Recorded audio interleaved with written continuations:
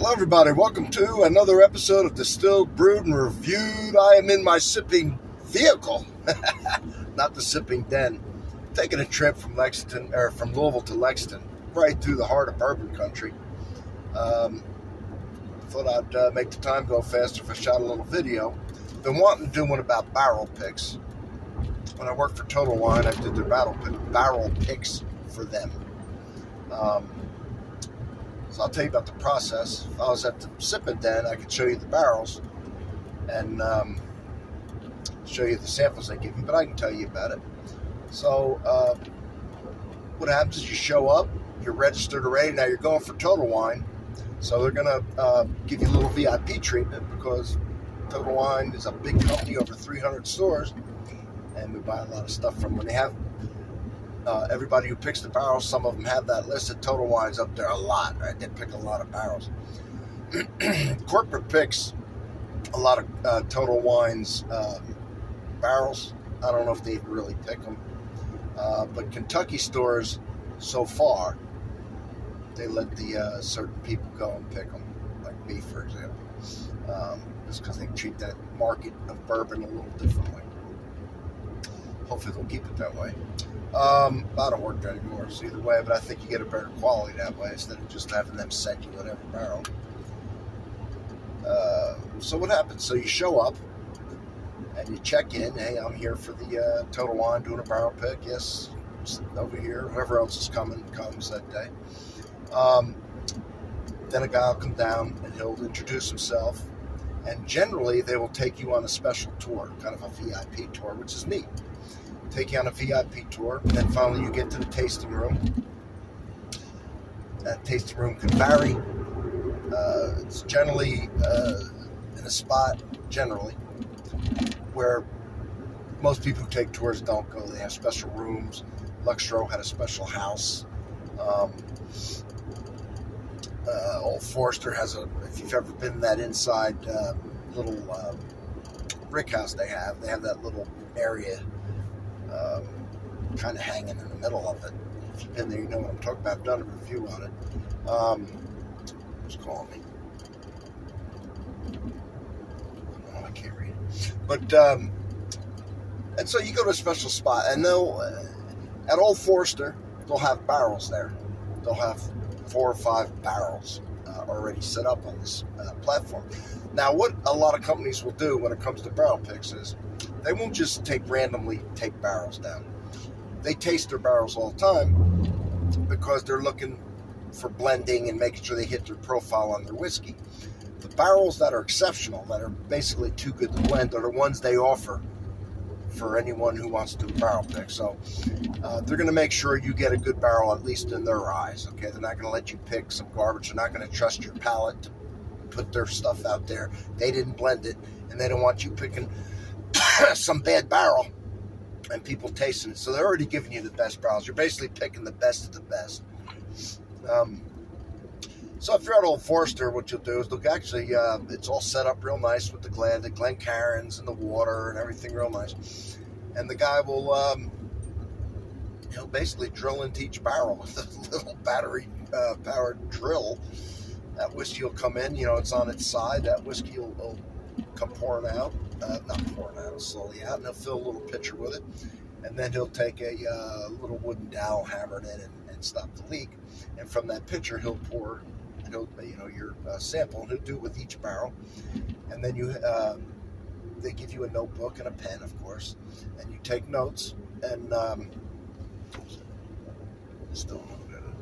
you take notes, and then at the end, if you're with anybody, you compare the notes, and if there's a majority of a certain barrel, you pick that one. If somebody's in charge, the barrel captain, he'll override everybody. If there's some people picking some people picking the other, then he decides. But so it's a beautiful thing. Now, you're usually tasting whiskey in the 130s proof, all right? Well, at Old Forester for sure. Now, when I did them, say at Luxro, it was actually Rebel. They had Rebel and Ezra Brooks. What they'll do is they'll have the whiskey poured for you. that day, the one time I did it, we were doing both. So we had 6 of each. That's 12 samples. By the way, Total Wine rents a limo for you, a chauffeur, to drive you to these places. So it's a beautiful day. They're paying you. It's just sorry, this might have a problem with this. So at that place, they'll have it on the table. Now they'll take a dropper. They'll have an eyedropper there with water, an eyedropper, and they'll tell you how many drops to put in the pre-pour to bring it down to 125. Because that's what they're going to be bottling at. Now, if you didn't know, it's against the law to put whiskey in a barrel higher than 125 proof. All right, you have to proof it down to 125. It's a tax issue. If you ever wondered why, it used to be 110. Some people like Maker's Mark still use 110. If you do like Heaven Hill, does 125 right on the dot. Anyway, they'll tell you how many drops to put in to get it to 125 because that's what they're going to bottle it at.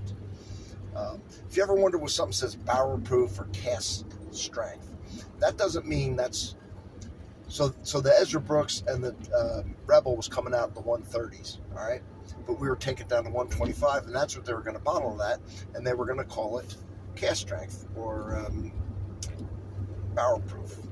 Now, if you ever wonder how it's always 125 a barrel proof, say the barrel proof's always 125, how does that happen? Well, they water it down to that, and how they can do that is barrel proof doesn't mean the proof that it comes out of the warehouse at, in this case in the 130s.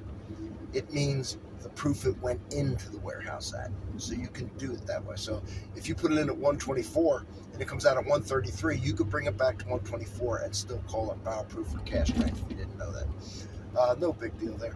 What's cool about that is when we got done with that one, and by the way, when we got done with, I should have stuck on it, when we got done with Old Forester, they let us buy some birthday bourbon, and they gave us a bag of swag, if you will. When we did the Ezra Brooks, so we finished that up. Then they wrap up the bottles, little, probably, half pint type bottle, 200 milliliter, and of the sample that's left over, and you can take them home. And they have the actual proof on it, the 130s. I would have showed you if I was home. We'll do a taste test on the 130s and the 125 after they award. You'll see what the difference is. That'll be interesting. And also, after they bottle it, they'll send the barrel to Total Wine. Total Wine doesn't have any room for these barrels in the back, so they will let the person who picked it take the barrel. So that's cool. Home. That's why I had so many barrels in the house. When we got done with that, they said, well, you got about a 40% discount in the gift shop if you want anything. And we have a cocktail for you, complimentary cocktail. So that was nice. Now, when I do one at Limestone Branch Distillery, they do Yellowstone. They took us out. It was a beautiful day. And we went out in a gazebo area overlooking the lake. It's a very small place out in the middle of nowhere. It's beautiful out there. And they took us out, and they had a pre-poured, and they had, we were doing some Yellowstone. We were going to do 6 proofs. So they had, 3 different proofs, and they had 6 of each. So that's going to be 18 tastes of that, and each proof they're going to bottle it at.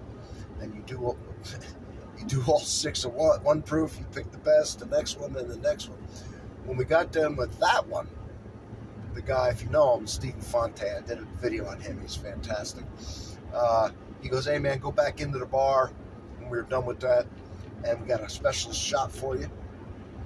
And we had a special shot. And then he goes, pick you out a cocktail when you're done with that special shot and grab you a cigar and get back out here. And we sat out there with him after we've already had those 18 samples and a shot, special shot, and a cocktail with a cigar, and talked with him for I don't know how many hours. Just the most relaxing and beautiful day in the world. And so the swag usually includes a really nice notebook type thing, with like usually leather with their name imprinted on it. It might include a cup or a glass, a Glencairn with their name on it, a pen, a very nice pen, again with their brand name on it. Tiffany might give you a hat, whatever. So it's pretty interesting. It's fun. It's a fun day. So anyway, That's basically doing barrel picks. It was an honor for me to get picked for that, and I wasn't in charge of it. But the guy who was in charge of it, we did blind tastings together quite often, and our tastes were very similar. Probably 80-some% of the time, we would pick the same barrel or the same bottle, whatever we were tasting. And so that's why he picked me, and he really trusted my palate.